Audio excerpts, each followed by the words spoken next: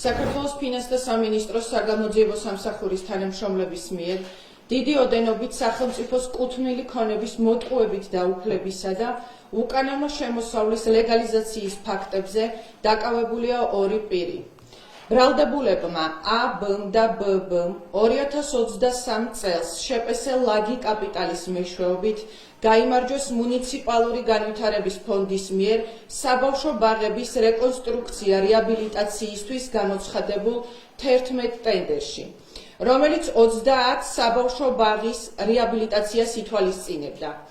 დღეს მდგომარეობით არც ერთ ობიექტზე სამშენებლო სამუშაოები არ დასრულებულა. ამასთან SSIP საგანმანათლებლო და სამეცნიერო ინფრასტრუქტურის განვითარების სააგენტოსთან გაფორმებული ხელშეკრულების თანახმად გორის მუნიციპალიტეტში უნდა აშენებულიყო 1, ხოლო ხაშურის მუნიციპალიტეტში 3 სკოლა. ამ შემთხვევაშიც არც ერთი სკოლა აშენებული არ არის.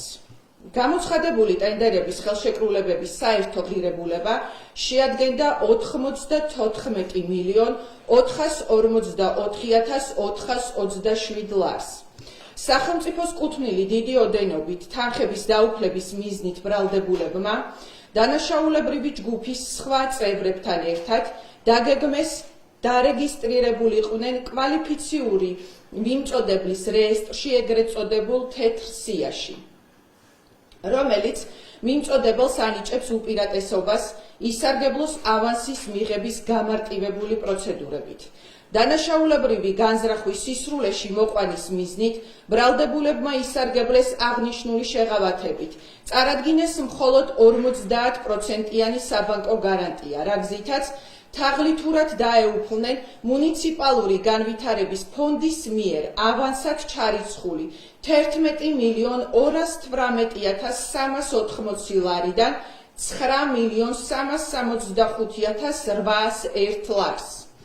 თანხის უკანონო წარმოშობის დაფარვის მიზნით დაუფლებული თანხის ნაწილი 1,211,000 ლარი ფიქტიური დანიშნულებით გადარიცხეს ბრალდებულების სხვა კომპანიაზე, საიდანაც თანხები გადანაწილდა სხვადასხვა ურთიერთდაკავშირებულ პირებზე, რითაც მოახდინეს უკანონო შემოსავლის ლეგალიზაცია.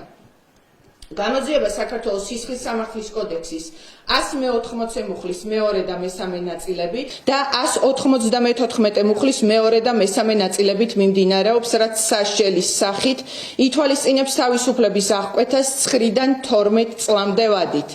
საქმეზე ინტენსიურად გრძელდება გამოძიება დანაშაულში თანამონაწილე სხვა პირების, მათ შორის მოქმედი და ყოფილი საჯარო მოხელეების გამოვლენისა და საფინანსო ეკონომიკურ სფეროში სხვა დანაშაულებრივი ფაქტების პრევენციის მიზნით. მადლობა ყურადღებისთვის.